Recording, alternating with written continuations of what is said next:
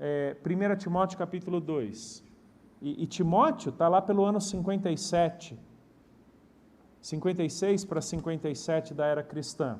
No capítulo 2, Paulo vai dizer que Timóteo e a igreja de Éfeso, tá? Éfeso está aqui por essa região. Aqui, ó, Éfeso está aqui, ó, tá? Timóteo e a igreja de Éfeso deveriam orar pelos governantes, pelas autoridades, para que tenham vida tranquila e piedosa. Concorda comigo que as últimas pessoas pelas quais você oraria seriam justamente aquelas que te perseguem? Então, lá pelo ano 57, 58, parece já haver uma certa indisposição das autoridades locais contra os crentes. Pessoal, a burocracia brasileira tem sua origem em Roma. Tá? Alguém já assistiu aqueles desenhos do Asterix e Obelix? Você lembra de um episódio em que o Asterix, ele fica louco, porque ele tem que pegar um documento numa repartição que dava direito a ele pegar outro documento em outra repartição, que dava direito a pegar outro documento em outra... Alguém lembra desse episódio? Isso aí, isso é Roma. Então, a corrupção, a troca de favores, a mentira, dominam. A gente conhece a corrupção do Império Romano, tá bom? A gente conhece a corrupção do Império Romano. E tem crente lá dentro, mas que agora não é mais corrupto, porque abandonou essa vida.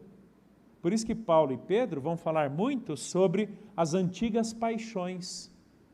Se você leu 1 Pedro pelo menos uma vez, você deve ter percebido quantas vezes Pedro usa essa expressão paixões, antigas paixões, perversidades. Né? Então agora eles foram salvos por Jesus e a vida deles mudou. E o povo começa a prestar atenção. Então muita dessa perseguição vem por causa, simplesmente, entre aspas, porque eles realmente foram salvos por Jesus e as suas vidas mudaram.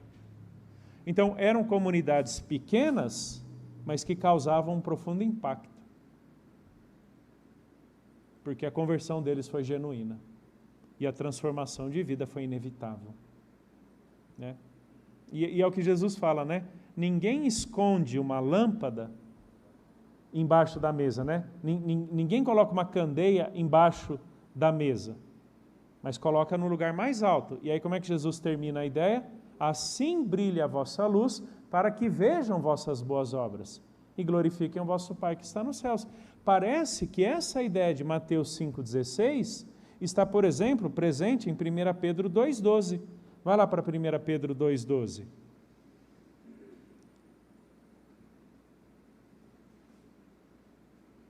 1 Pedro 2,12.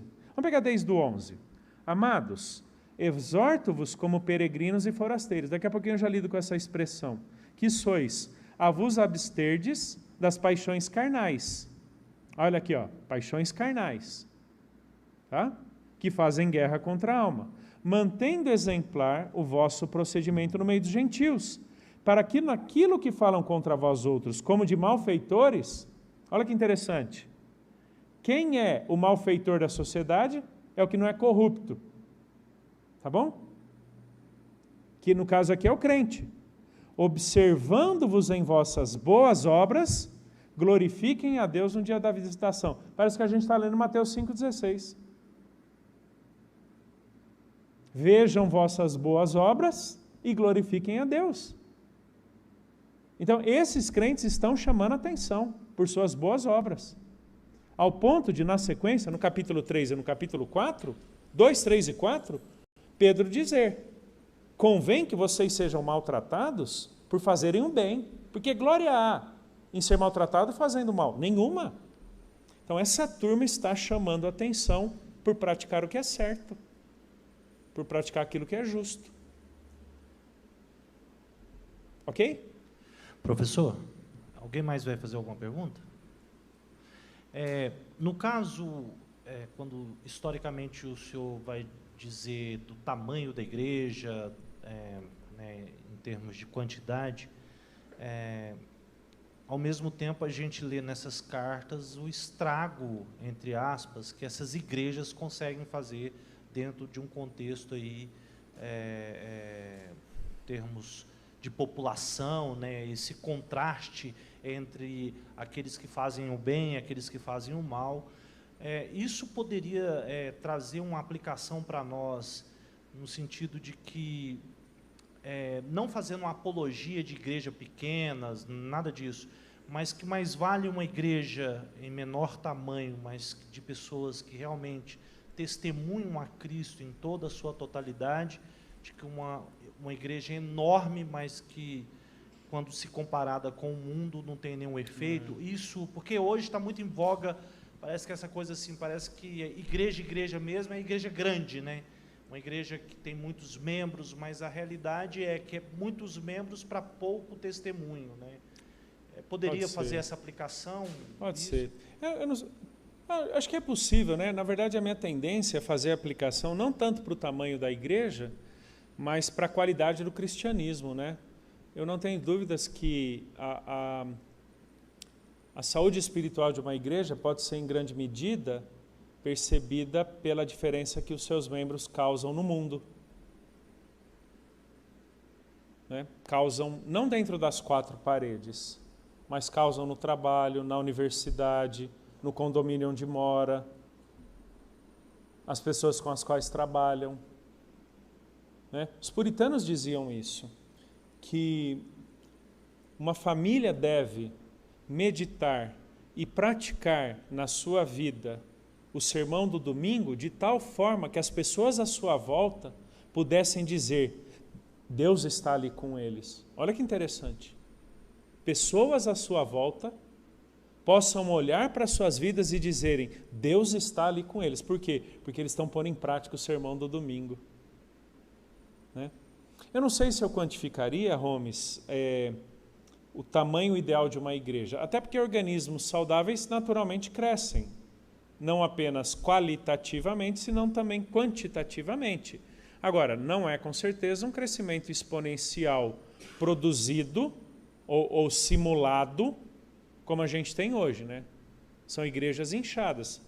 Agora, deixa eu fazer um parêntese sobre isso, em relação a uma certa avaliação da qualidade do nosso cristianismo evangélico brasileiro nesse início de século XXI, né? Primeiro quarto de século XXI. Vocês que já têm aí uma vida cristã desde a década de 80, talvez até um pouco antes, eu venho dessa época de cristianismo, né? 1986, eu lembro que o evangélico, o protestante, ainda era protestante, né? Não tinha esse negócio chamado evangélico. Mas o protestante, ele vivia uma realidade cristã da negação, era a religião do não. Crente não. Bebe, não fuma, não dança, não assiste TV, não joga bola de domingo, não torce para time de futebol, entendeu? Era a religião do não. Era uma religião negativista. E parece que muitos, como que numa mentalidade meio libertária, e coincide com o surgimento de algumas igrejas com foco mais na juventude, tipo Renascer, tipo algumas comunidades, né? Você conhece bem, comunidades muito focadas no louvor, na juventude, começam a apresentar um cristianismo extremamente acessível. Eu lembro, 1996, quando eu entrei no seminário.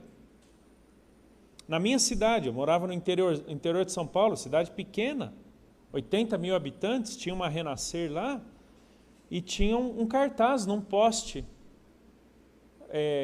boate evangélica. 1996, gente, Araras. Não estou falando de São Paulo, não. Para quem conhece o SOS da Vida, né, algumas aberrações aconteciam, aberrações morais aconteciam ali.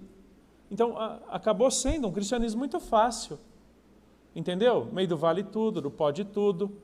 E o evangélico virou um movimento, ao ponto de, inclusive, irmos parar em novelas. Entendeu?